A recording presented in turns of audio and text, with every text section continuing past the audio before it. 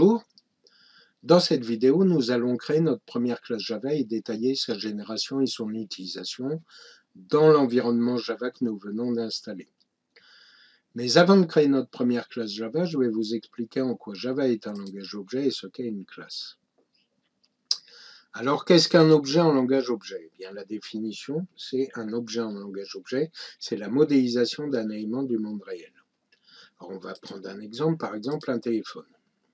Si on devait décrire un téléphone, qu'est-ce qu'on dirait?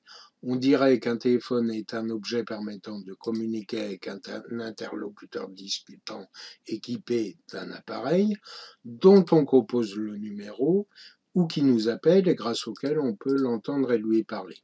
C'est la bonne définition d'un téléphone. C'est pas un smartphone, c'est un téléphone basique.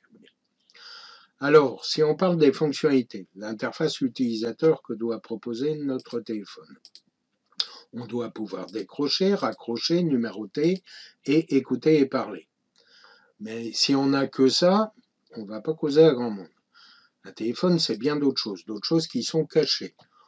On doit pouvoir communiquer avec le hardware du téléphone, on doit pouvoir prendre en compte le numéro, effectuer la liaison, gérer les protocoles de communication, etc., etc. Le téléphone, lui, il doit aussi savoir faire ça. De telle sorte que le téléphone, c'est l'ensemble des deux.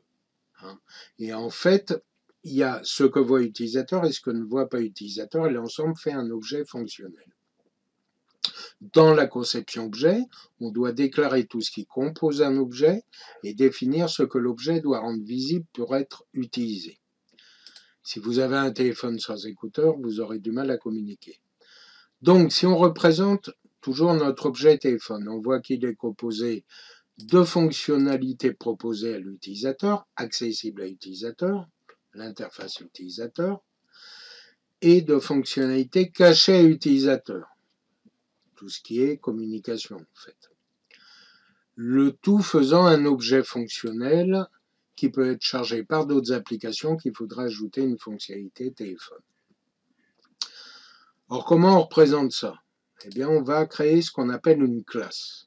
Une classe, c'est un objet nommé qui déclare des méthodes. Alors, les méthodes, c'est du code qui va s'exécuter. Des méthodes publiques pour l'interface utilisateur, visible de l'extérieur.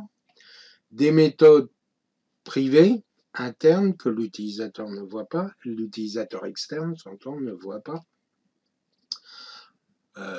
Privé ou protected, on verra, on détaillera ça. Ainsi que des variables publiques et privées, qui donnent des variables d'état, des variables pour stocker des choses, etc., etc. OK? Voilà. Comment on fait ça en Java? Eh bien, on va créer des sources Java, un source par classe, qui a le source à le nom de la classe, qui déclare les variables, privées ou publiques, qui déclare les méthodes publiques, qui déclare des méthodes privées, les méthodes publiques pouvant appeler les méthodes privées et les méthodes privées pouvant appeler des méthodes privées et les méthodes privées pouvant appeler des méthodes publiques. Voilà. Une application Java, c'est un ensemble de classes Java. Alors voilà, on a défini en gros ce que c'était que c'était un objet, ce que c'était une classe et ce que c'était une application objet. Vous trouverez aussi, on vous parlera aussi de programmation orientée objet. Donc la programmation orientée objet, c'est la conception des objets et de leur déclaration et la mise en relation des objets entre eux. Donc tout ça, c'est une présentation très brève de ce que c'est le traitement de l'objet et la programmation objet. Mais bon, c'est déjà ça. Après, vous trouverez plein de choses dans la littérature.